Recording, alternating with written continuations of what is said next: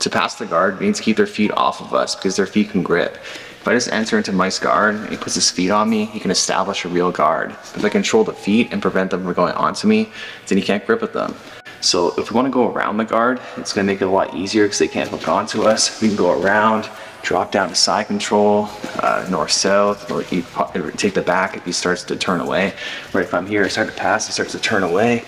Boom, we go for that chest to back connection, attack the back. But if he has his feet on us, he gets like a De La Riva hook or whatever, right? Well, now it's gonna be a lot harder to go around.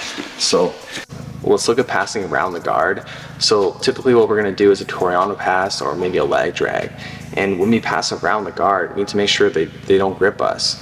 So from here, I wanna keep myself far away from my opponent. I don't wanna come in close where he can grip with his hands, right? Like this, it's gonna be harder to finish the pass. And it's also, they're going to be able to use their upper guard to defend once I am past the legs. So I want to keep myself further away so they can't grip. From here, I can either move myself or I can move them.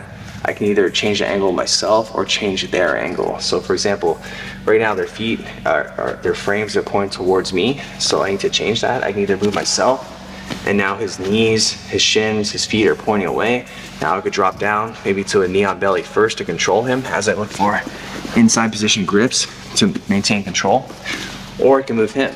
So we're here, I grab the pants. Now what you want to do to spin someone is put them on the ball of their back. So if I'm here, I try to move him this way, he's not going to move very easily. But if I put him on the ball of his back, I much more easily spin him.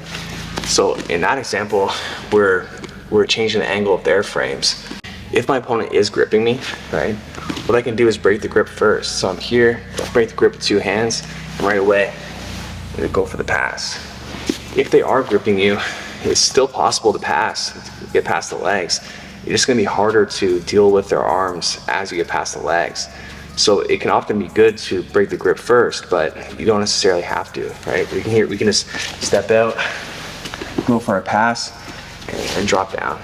When we enter into the guard, we need to prioritize that as well, them not putting their feet on us. So it's the same thing, we gotta control the feet first, and then we can enter in, putting our knee on this leg. So this is headquarters. All headquarters is just entering into the guard, and what that means is we step one leg between theirs. If we put our knee in the middle, if we enter in like this, it's a lot easier for him to get his knee shield in as we go to slide, a lot easier for him to hook with his foot, so we don't want to do that. So what we do again, put our knee on this leg to pin it. Now we can enter in to headquarters. And see I'm sitting here on Mike's foot. This is stopping him from being able to lift it. So try to lift it up, Mike. Yeah, it's very hard to do. If I have my butt up in the air, it's much easier for him to lift me with it.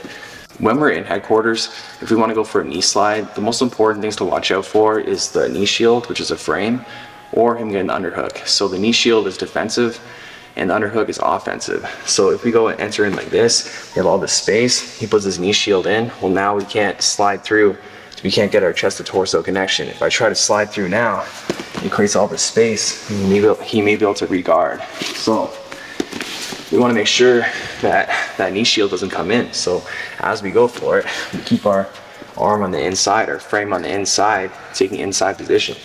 So again, if we're here and we let him get that knee in, he has inside position with that knee shield. So we have to stop that. So when we're here, we can either grab the rib, or maybe we can take an underhook, especially if he's posting out on us. We can circle our underhook in, making sure he doesn't get that knee shield, because again, that's defense. So if I go for the knee slide and he gets an underhook on me, again, the problem is that he's taking inside position, so it's offensive. So if I go for the knee slide and I'm loose, he gets that underhook, well now he can start pulling me forward, going for the dog fight, or possibly taking my back too. If I go to knee slide him with the underhook, he's gonna easily take my back. So the knee shield and the underhook are the enemy of the knee slide. They're what we have to watch out for the most. When we go for the knee slide, we need to change the angle of the frame. So here, it's preventing me from getting chest to torso connection. When I pin it onto the mat with this knee, well now his frames are pointing away from me. His knee's pointing away, his foot's pointing away. Now this leg isn't doing anything productive. I can easily slide through, take my inside position in the form of a cross face and underhook, and now I have side control. angles beat frames, and again, this is a frame in the way. So for the knee slide, we pin it that way. For the side smash, we pin it this way.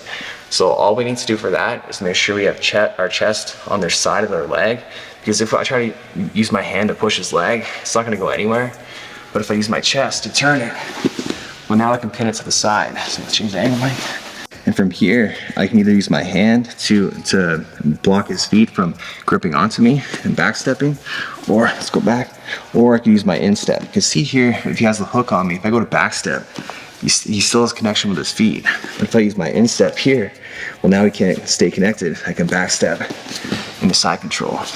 This is a high posture head quarters where your head is up, and it's definitely a good position, but what I prefer is a low posture head quarters, so my head is pushing on the chin.